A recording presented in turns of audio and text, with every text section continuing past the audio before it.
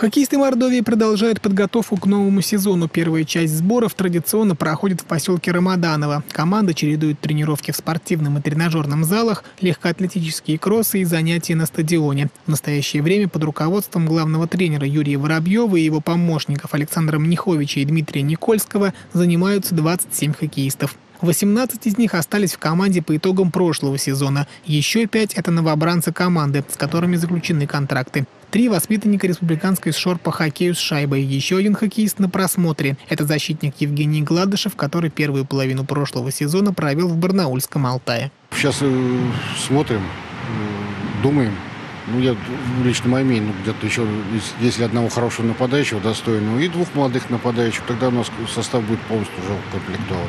В отличие от других команд, Мордовия практически определилась с составом еще весной. На смену 9 игрокам, покинувшим клуб, пришли 5 новобранцев. Это экс-хоккеисты самарского ЦСКА ВВС, вратарь Никита Скатов и нападающий Александр Исмайлов, а также трио из Ростова. Хороший коллектив, все парни классные, почти всех знаю. Работаем, весело. Коллектив очень хороший, дружный, сплоченный. Все парни относятся друг к другу с уважением. Сразу видно, коллектив очень хороший. Помимо Исмайлова и Скатова, состав Мордовии пополнили хоккеисты, которые были на ведущих ролях в Ростове, клубе, который дважды подряд играл в финале. Это лучший бомбардир регулярки позапрошлого сезона Иван Акимов, его партнер по звену Кирилл Абозин, а также экс-капитан Кондоров, защитник Станислав Цицаров.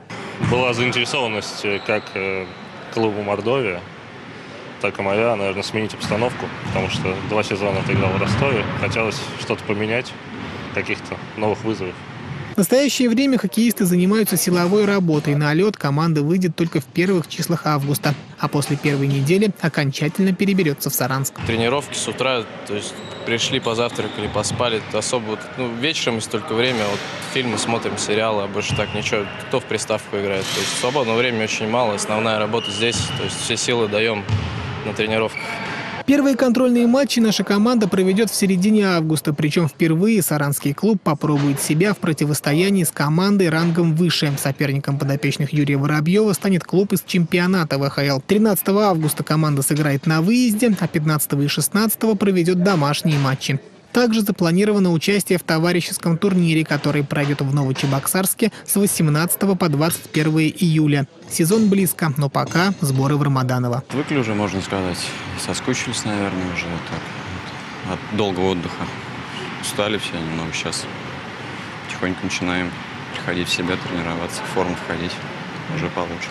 Сегодня в стенах Федерации хоккея прошло совещание с клубами первенства ВХЛ. Планируется, что в предстоящем сезоне точно выступят 10 команд. К 9 прошлым добавится хоккейный клуб «Челны».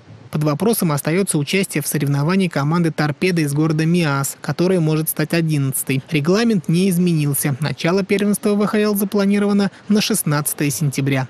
Юрий Осипов, Александр Зюзяев. Наши новости. Рамаданово.